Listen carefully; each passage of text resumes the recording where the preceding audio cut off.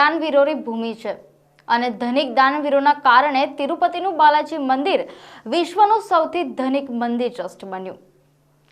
નમસ્કાર, હું શ્વેતા હેડલાઇન ન્યૂઝમાં આપનું સ્વાગત કરું છું।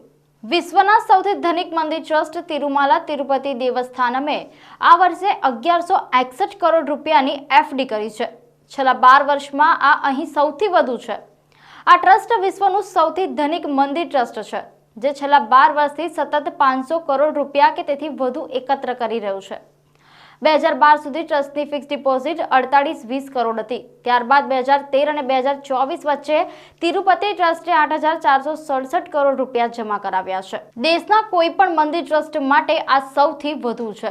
બેંકમાં ટ્રસ્ટની કુલ એફડી 13287 કરોડ રૂપિયા પર પહોંચી ગઈ છે।